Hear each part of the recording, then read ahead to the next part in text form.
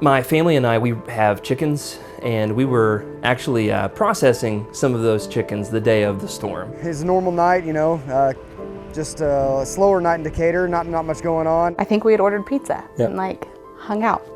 Had heard that a storm was coming, but kind of thought, well, it's Arkansas. I know a lot of folks have holiday plans. It's easy to check out. The plan was that next day we were going to go join some friends at their lake house. Just have multiple ways to receive warnings. Yeah. That Saturday system giving me a bit of heartburn. But that did not happen. Tornado warning for western Benton County. Oh my. Okay, this is very strong rotation. A tornado may be imminent at any second. I was house sitting for my friends while they went out into California. Folks, we have a tornado on the ground. Tornado on the ground just to the west-southwest of Decatur. I kept checking outdoors to see what the weather was like. I started noticing different patterns. Please hear me plea with you to go ahead and take those safety precautions. Temperature difference. And then at that point, I got in my car, loaded all my things, the dogs, chased the cat around the house for a little bit. And then I finally scooped them up, ran to the car, and then drove up right to about here, just sat tight there for about maybe 10 minutes. And then all of a sudden, it was like I was in a wind tunnel. It's just like a huge white fog coming all around my vehicle. I'm sitting there with the dogs. And then at one point, I started seeing debris and sticks hitting the glass really, really loud. And not a moment later, all the glass just broke. There we go. Broke my window. And a bunch of trees. I got in the right spot. I was afraid trees were gonna fall in the house, so got all the babies in the car. I mean, I've seen the movie Twister. I never thought I'd actually be in one. We're just a little further west from Falling Springs Road. We're at Carrollton Drive now, where you mentioned there might be a catastrophic injury or traumatic injuries right behind me, and it seems like that might be the case. There are multiple ambulances here already. Police department, is anyone here? When it really quieted down and we knew that the tornado had passed, that is when we received a flood of 911 calls. Somebody with a head injury in a collapsed structure, one woman trapped. There's fallen limbs everywhere, power lines. Are they stuck? And we just started getting to the homes as fast as we could. Come on, I got you. All right, sweetheart, come here. I'm gonna pick you up, all right? It's okay, I'm filming. Ready? Who do we got next? Hi, how are you? Feeling okay? Okay. As I arrived on that first house, there was a female asking for help, and her entire house was collapsed around her. She had been able to make it out of the debris, but I believe it was her sister's husband, their 2 children, and their mother were all trapped inside. I'm gonna try to help Sandy up. Grab right around me. Wrap around me. Let me get this out of the way, because it's gonna hurt real bad if you step on it. This is real police work. This is how we serve the community. And so for me, it was just, who do I help next and how do I do it? What's in my way, what's stopping me? This ambulance obviously can't make it through there because the tree lines or the trees are down. And our mission came to let's clear the main roads so that we can get assets in because a lot of these calls we couldn't even get to. Looks like they're actually using some inmates. They are trying to clear these trees out so they can get into where these homes have been heavily damaged or destroyed and where people still are, and emergency responders have not been able to get into them. That's where we utilize the inmates and deputies, and we're clearing the road, but clearing a pathway enough that an ambulance or fire truck can get there. And once the storm had passed, Jesse and Renee were walking up the road with a flashlight, no rain gear, nothing on. And then they saw my headlights and they started moving towards my vehicle, and asked them if they needed shelter, and they, of course, said yeah, and stumbled and just fumbled into my car. And then from there, I had to take care of them, and that was even more intense than the tornado. Jesse, poor guy, his back, it looked like someone took a tire iron to his back. He had bruises all over. I checked his back. I checked Renee's elbow and ribs. She was definitely cradling her arm. She had her ribs and elbow broken. I tried to get a call to 911. I only had one bar. I could hear them, but they couldn't hear me. Just past that mailbox on the right-hand side, I think maybe 30 or 50 yards past that, that's where all the trees were blocking the road. I decided to pull a U-turn, drove past the broken transformer in the middle of the road and drove down here. Thankfully, I got 2 bars of signal there, and I was able to call them and tell them the address and the situation I was in with Jesse and Renee being critically injured. There are first responders and family, friends, neighbors out there just with chainsaws trying to get those trees cleared. Thankfully, there are EMT and first responders already on the other side of those trees. They went directly to those families. They're checking everyone out at this moment. Once they got Jesse and Renee on gurneys, and then they strapped them onto a tractor that had I think kind of like a forklift in the front, maybe a bale of hay lift. Ratchet strapped them and then took them around the blockade to an ambulance vehicle and took them to the hospital. This is good 2.5 hours in the making. We're now starting to see these emergency vehicles and response teams heading back into that area, and that's some good news right there. At least the start of an effort to figure out how bad it is. Rogers and Bentonville, that's where the area of concern is right now. And I was like, okay, the rain's getting really heavy. Rotation is increasing. And I look out the window again, and the rain is going completely horizontal across the window. That tornado is likely going to be rain wrapped. And I just looked at Landon and I went, now, now, now, now. Most of Benton County is under the tornado warning. I lived in Oklahoma growing up, was no stranger to tornadoes. Had never really heard the sounds like I heard the night of the storm. And I still believe we've got reason to be concerned. The way that the screen door had flown open and was flapping with the wind up against the house. The hallway was the place to go.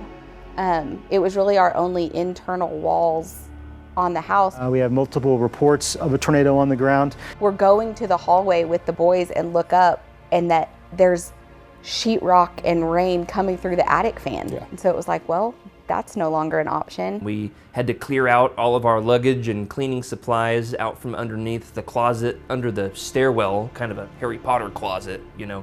Pulled all of that out, got our family in there, had to assure our kids that it was going to be fine, while meanwhile, I'm silently praying, please Lord, let this be fine. We had a big dresser in our bedroom, and we tucked the boys in front of the dresser, threw every pillow and blanket we could find on top of them and laid on top of them. Yep. Just hoping that if anything fell, the dresser would catch it. And folks, we just had a tornado in Rogers. It was so loud. It's moving really slowly though. 16 minutes.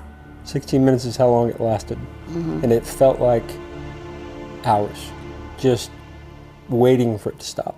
It was a long time. Now you've got a lot of heavy rain, you've got some large hail. And there's water just rolling out of the outlets, out of the light switches, from underneath the trim. I mean, it was just water coming in from everywhere. You can see the roads are just completely cluttered with tree debris.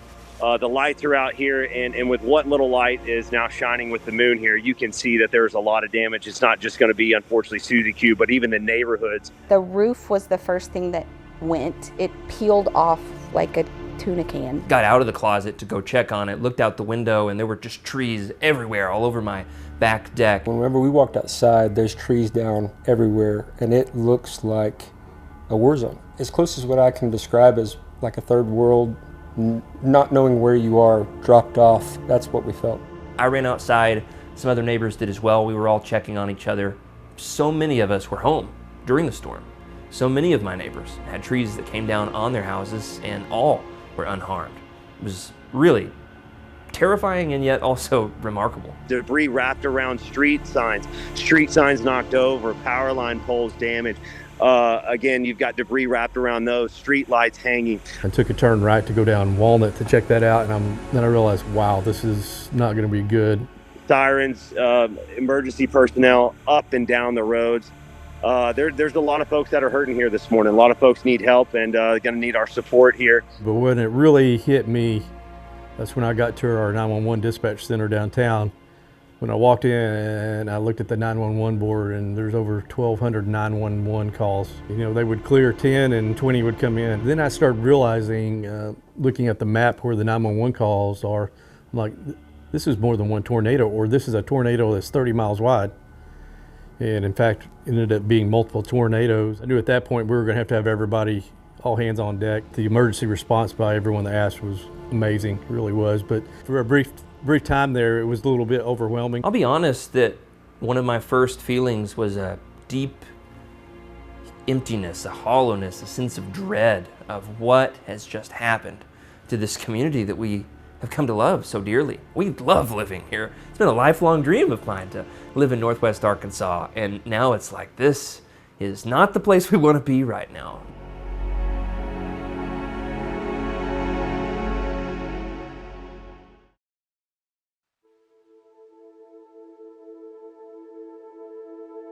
The sun has just come up. We will start doing a lot more work on determining the extent of the damage. Everything's gone. All of our stuff is gone. Leaders tell us there are also multiple injuries with this, but we don't have an exact number at this point. We are working to learn more, though. I'm worried. I'm also very thankful because my husband, my brother-in-law, you know, they were all safe. Multiple agencies have converged on Benton County to help with the recovery efforts. They're also declaring a disaster. For the longest time, we couldn't get to places on the lake to assess. We had people who were reporting entrapments. Can't pass through here, and officials are telling us that it's the same on the other side. You can't pass through. Power lines down, trees down. Around 2:15, customers were calling me trapped inside their boat. The Rocky Branch area, we actually deployed boats and had the ambulances stage at Prairie Creek, and we went and picked people up by boat at Rocky Branch and brought them back to Prairie Creek. Fortunately, I don't think anyone had any life-threatening, but they still had injuries. Couldn't get out. They pretty much needed evacuation boats from the docks to the land. We're up to 10 boats at the bottom of the lake right now, and still counting. So it's a shocking reaction for sure. The Sunday morning storms left 8 people dead in Arkansas. That includes a woman in Benton County. Her name was Linda Dory, and the family said that she was actually in bed when it happened. Well, she was an amazing woman, sweet as could be, help anyone out, even if she was mad at you. There was literally one tree beside that trailer, and it came through the house. The one tree. Around 30 of their family members rushed to the scene on Sunday morning, and none left until they were able to recover their loved one.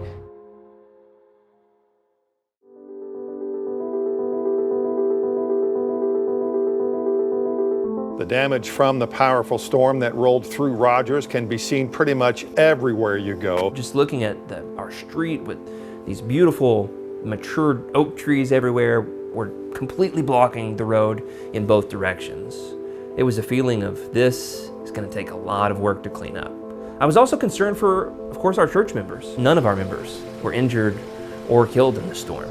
I'm really, really thankful for that. Southside Church of Christ is very close to where Rogers saw a bulk of their damage, and they even saw some themselves. This used to be a huge stained glass window. Well, the building was unusable Sunday morning. Glass blew in at tremendous speed. We had some water damage, and we had some roof damage on this building. It was a really amazing thing to be a part of, the way the church, we put our own needs aside and we focused on, okay, who needs help? Through the Church of Christ disaster relief effort, Paul Woodall's church is a hub for distributing much needed resources. They have semi-truck trailers ready to go, full of disaster relief supplies. Each day, a truckload of items is dropped off early in the morning, completely filling up the room. We had dozens of our members showing up at the crack of dawn to unload another truck, organize supplies, and then other folks who spent the entire day here. We lost the house the night of the storm. We were pretty sure that was the case. We were pretty sure the house was gone. We came back the next morning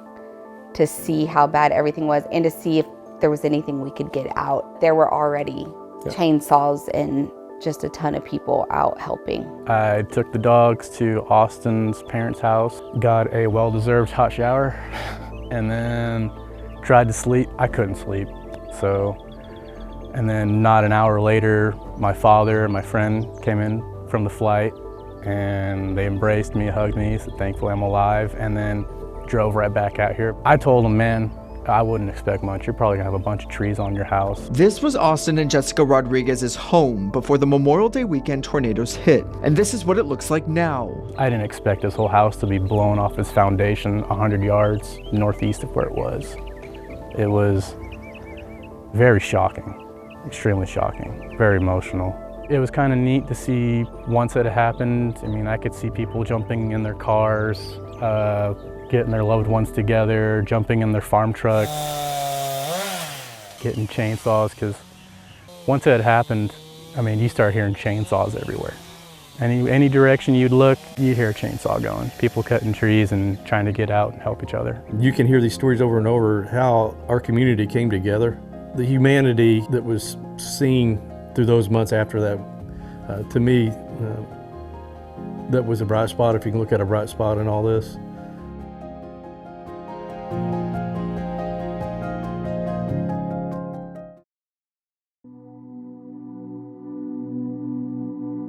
Everyone's story is kind of a piece of them being put out there, like how they handled it, what traumas they went through, what they were thinking in the process, what they valued most during that exact second. It kind of brings you back to what's most important in life. While it was a very scary thing that happened, we didn't have a whole lot of time to process those feelings right then as they were happening in real time. It's been after the fact that we've kind of felt all of the feels, if you will. When a storm rolls through again, my kids feel scared. And I have to tell them, hey, we're gonna pray about it. And we're gonna trust with faith that God will keep us safe. That's an easy sermon to preach. It's a lot harder, I think, for a 7-year-old girl to understand. I think from a dad, husband perspective, it was a big pill to swallow to understand you can't protect your family. Even if you want to. Even if you tried to, you couldn't. And that's been a bit of a hurdle for me to get through mentally. And so part of our recovery process has been counseling and normalizing counseling and normalizing the fact that to not be okay is okay, but can't stay that way. One thing that still gets me is when it starts to hail. When it starts to hail, when it's raining, I start to get a little antsy, because that's like one of the first, that noise was similar to what happened in the car with things just hitting the windows before the glass broke. So when it hails, I think a tornado is going to come. I'm already starting to get ready for a tornado. I wouldn't say that we're scared. We haven't gone and bought a storm bunker or, anything like that, but we are prepared. It has changed the way that we think about things. It's changed the way that we prepare for them. But we also know that there's only so much that we can do at the end of the day. Our Arkansas Bible Belt brains think you just cowboy up and get through it. And sometimes cowboying up is asking for help. I think it's just a blessing, really, that everything kind of tied together, and against all odds, we all came out alive. So that's how I like to look at it. I mean, yeah, when tornado sirens go on, I get anxious, but I'm alive and anxious. I'm not 6 feet under.